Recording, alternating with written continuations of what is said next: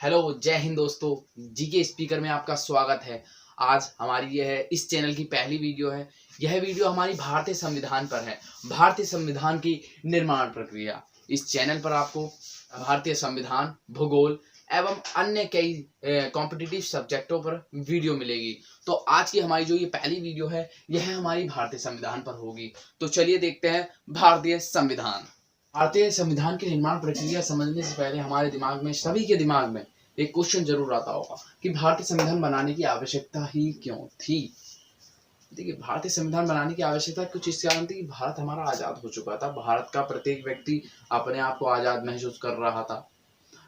मगर हमारे भारत की जनता के मन में और भारत के जो लीडर्स थे उस समय, उन सभी के मन में एक दुविधा थी, एक समस्या थी कि भारत में अब किस तरह का कानून चलेगा। उस समय ना तो लोगों के पास कोई अधिकार थे, ना ही लोगों के पास कर्तव्य थे, और ना ही कुछ सरकार के कर्तव्य थे, ना ही सरकार किस तरह बनेगी यह थे। तो यह सब किस तरह होगा।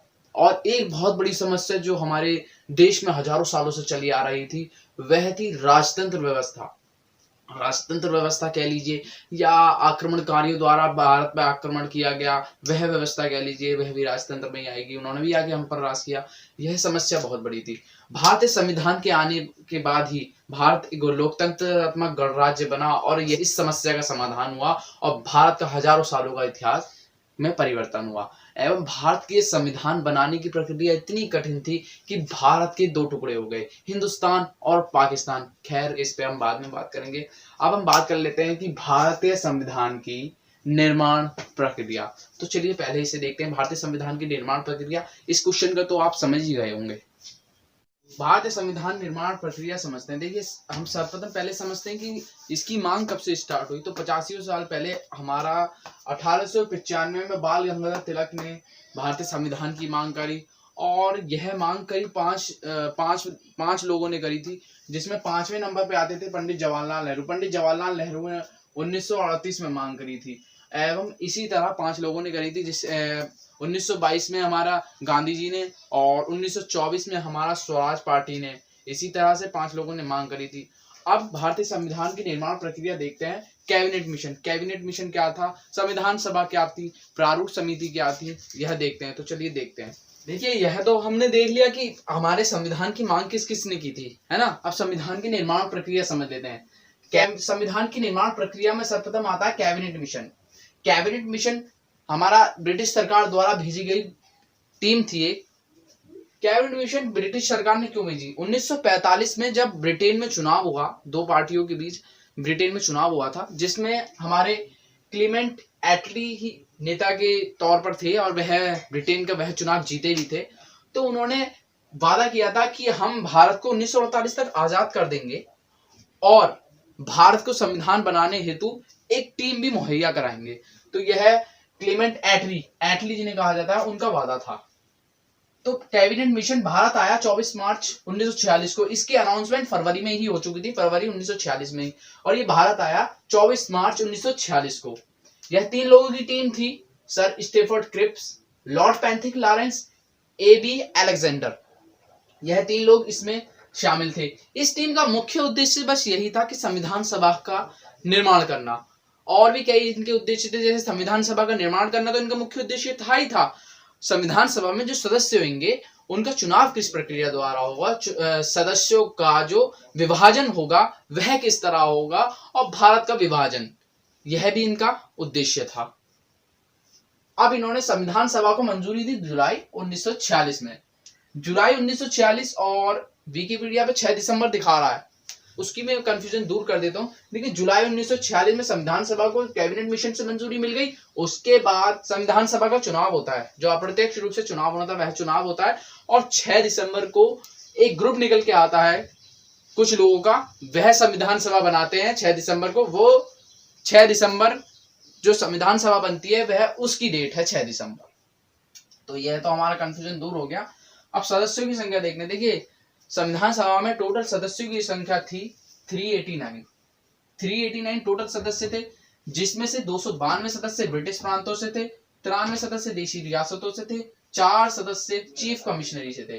देखिए, जिस समय संविधान बन रहा था उस समय भारत भी दो हिस्सों में बटा हुआ था, एक देशी रियासतें और ब्रिटिश प्रांत।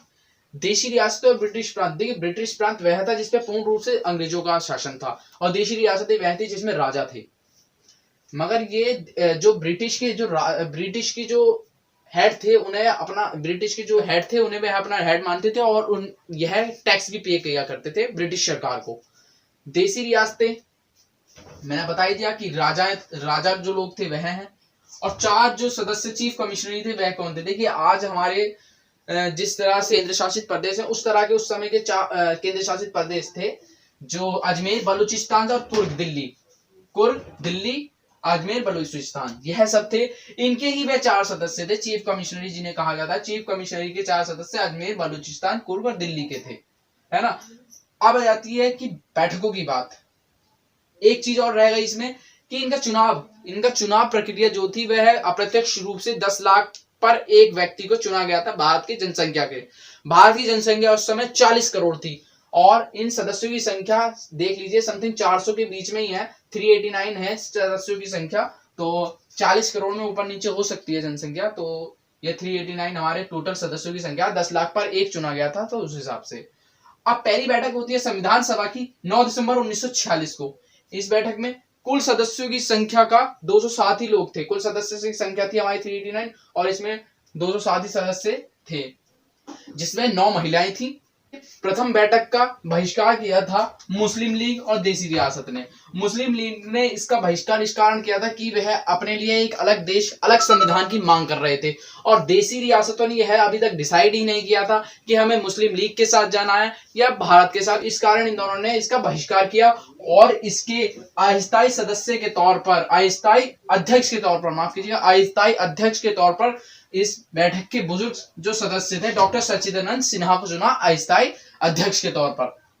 फिर 2 दिन बाद एक बैठक होती है 11 दिसंबर 1946 को। इसमें स्थायी सदस्य के तौर पर डॉक्टर राजेंद्र प्रसाद जी को चुन लिया गया था। फिर 2 दिन बाद एक और बैठक होती है 13 दिसंबर 1946 को। तीसरी बैठक हुई थी, और इसमें जवाहरलाल नेहरू जी ने उद्देश्य प्रस्ताव रखा था। उद्देश्य प्रस्ताव था कि हमारा जो संविधान होगा वह किस तरह का होगा, तो उद्देश्य प्रस्ताव रखा। अब 389 सदस्यों में से एक चीज हो जाती है, 389 सदस्यों में से कांग्रेस के कितने थे और ये और सब जगह से कितने थे यह देख लेते हैं। देखिए कांग्रेस के हमारे 208 सदस्य थे, AIML के 73 सदस्य थे, अन्य के 15 सदस्य थे, और रियासतों के 93 सदस्य थे। तो यह इस तरीके से था हमारा संविधान सभा का। अभी तो ये आधा है, आगे देखेंगे कि उद्देश्य प्रस्ताव पास हुआ था और प्रारूप समिति आई थी, समय कितना लगा, बजट कितना हुआ। अब आ जाती है उद्देश्य प्रस्तावना की बात। देखिए उद्देश्य प्रस्तावना प्रस्तुत हुई थी हमारी संविधान सभा में 13 दिसंबर को।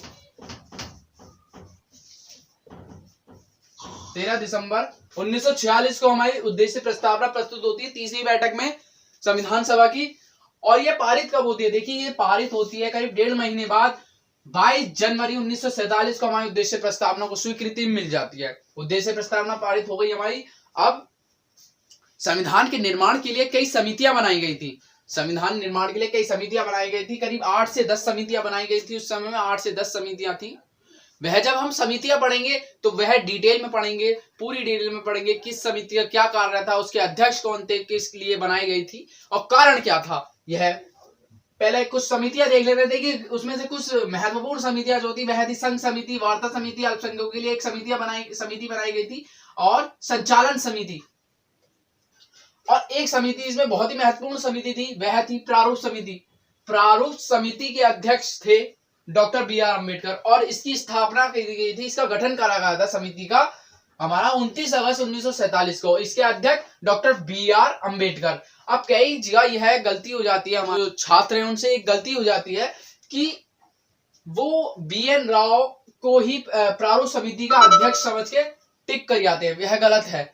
BN राव जी ने हमारे को प्रारूप बना के दिया था संविधान का, वह प्रारूप समिति के अध्यक्ष नहीं थे। उन्होंने तो प्रारूप बना के दिया था, उन्होंने तो रास्ता दिखाया था, चलना तो प्रारूप समिति का था। उन्होंने बस एक रास्ता दिखा दिया कि इस तरह चलना है। BN राव जी ने प्रारूप बना के दिया था, वह प्रारूप समिति के अध्यक्ष नहीं थे। प्रारूप समिति के अध्यक्ष थे हमारे डॉक्टर BR अम्बेडकर। अब डॉक्टर BR अम्बेडकर के बारे में बात चल रही है तो उनके बारे में कुछ बात देख लेते हैं। देखिए डॉक्टर बी आर अम्बेडकर जब हमारा चुनाव चल रहा था तो उस समय वह बॉम्बे की सीट से खड़े हुए थे जिसमें वह हार गए थे, है ना। उसके बाद वह बंगाल से खड़े हुए, बंगाल से वह जीते, मुस्लिम लीग की सहायता से वह जीत गए। मगर आफ्टर पार्टीशन, हमारा जो विभाजन हुआ भारत देश का, उसके बाद हमारी ये बंगाल वाली सीट जो थी doctor B R Ambedkar ji की, वह चली गई बांग्लादेश में, पूर्वी पाकिस्तान में। उस समय का पूर्वी पाकिस्तान था वह, उसमें चली गई इनकी सीट। तो अब बी आर अम्बेडकर जी का कोई भी रोल नहीं था संविधान सभा में। अब क्या होगा, अब आते हैं बी एन राव जिन्होंने प्रारूप बनाया था। बी एन राव एक ऐसी शख्सियत थे जो ICJ, international court of justice, आप एक बार गूगल करके देखिएगा, बहुत बड़ा कोर्ट है इंटरनेशनल कोर्ट ऑफ जस्टिस, जो यूएनए के अधीन कार्य करता है। इसमें दुनिया के 15 जज बैठते हैं, माफ कीजिएगा 15 जज बैठते हैं दुनिया के चुनिंदा। उसमें से एक थे B N Rao ji. B N Rao ने डॉक्टर अंबेडकर की जब सीट चली गई तो उन्होंने कहा राजेंद्र प्रसाद जी से कि इनको कहीं से भी सीट दिलाई जाए, इनका संविधान सभा में होना बहुत ही जरूरी है।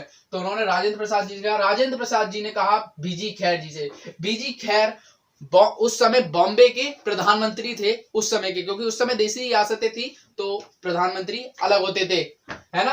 अब बीजी खैर जी ने कहा एम आर जयकर से, माफ कीजिएगा एम आर जयकर ने उस समय इस्तीफा दिया। एम आर जयकर के इस्तीफे के बाद हमारे आते हैं B R Ambedkar. M R Jayakar की जगह पे बी आर अम्बेडकर आते हैं और संविधान सभा में उनकी सदस्यता मिलती है इस तरह से।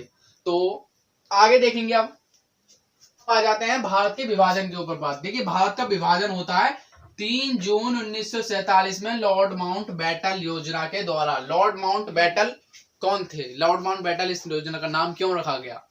देखिए माउंटबेटन योजना थी। लॉर्ड माउंटबेटन जो थे उस समय के गवर्नर जनरल थे, अंतिम गवर्नर जनरल थे लॉर्ड माउंटबेटन, और उन्होंने, उनके नाम पर ही यह योजना का नाम रखा गया, उन्होंने ही भारत का विभाजन करा। लॉर्ड माउंटबेटन योजना के द्वारा भारत का विभाजन होता है। 15 अगस्त 1947 को भारत और पाकिस्तान का विभाजन हो जाता है। भारत में से 2 हिस्से मिलते हैं पाकिस्तान को, पूर्वी पाकिस्तान और पश्चिमी पाकिस्तान। पूर्वी पाकिस्तान में वह है जो हमारा आज का बांग्लादेश है, वह उस समय का पूर्वी पाकिस्तान था। यह तो 1971 में आजाद हुआ था बांग्लादेश पाकिस्तान से, और हमें हम भारतीयों को भी अंग्रेजी शासन से आजादी मिली थी 15 अगस्त 1947 को। अब भारत पाकिस्तान का जब विभाजन हो जाता है तो हमारे संविधान सभा के सदस्यों में भी, संविधान सभा हमारी सीटों में कुछ परिवर्तन हो गया था। ये तो स्वाभाविक सी बात है, जब देश का बंटवारा होगा तो कुछ सीटों में बदलाव तो होगा ही होगा। देखिए पहले हमारे टोटल सदस्य थे 389 सदस्य थे, 389 सदस्य थे, जिसमें से कुछ इस तरह के थे 293 सदस्य ब्रिटिश फ्रांस से, 92 देसी रियासत से, 4 चीफ कमिश्नरी से। तो यह बदलाव हो गया। टोटल सदस्य रहे थे हमारे 299, और 299 में से ये हमारा 229 है, 229 सदस्य थे प्रांतीय सदस्य और 70 सदस्य थे देसी रियासतों से। यह बदलाव हुआ था। मुस्लिम लीग जो मांग कर रही थी, उसके कई सदस्य चले गए थे पाकिस्तान में, कई रियासतें चली गई थी, चीफ कमिश्नरी का एक देश बलूचिस्तान चला गया था पाकिस्तान में, तो इस कारण इसमें परिवर्तन आ गया। अब हम देखते हैं कि समय अवधि कितनी लगी, बजट कितना लगा, यह देखते हैं। तो इतना मिटो देते हैं इसे। देखिए समय हमारा लगा था, समय लगा था 2 वर्ष 11 माह और 18 दिन। यह तो समय था, इतना समय लगा था। बजट कितना था? अब इतनी सारी मीटिंगें हुई, बहुत सी चीजें हुई, तो उसमें बजट तो कहीं ना कहीं पैसा तो लगा होगा ना। तो बजट हमारा था 64 लाख समथिंग बजट था उस समय, 63 से 64 लाख के बीच में था। 63 लाख से ऊपर ही था, तो 64 लाख हम मानते हैं, 64 लाख बजट लगा था उस समय में। तो यही थी हमारे संविधान की निर्माण प्रक्रिया। आशा करता हूँ आपको वीडियो पसंद आई होगी। वीडियो यदि अच्छी लगी हो तो वीडियो को लाइक कीजिए, चैनल को सब्सक्राइब कीजिए और हाँ, वीडियो को शेयर जरूर कीजिएगा। धन्यवाद।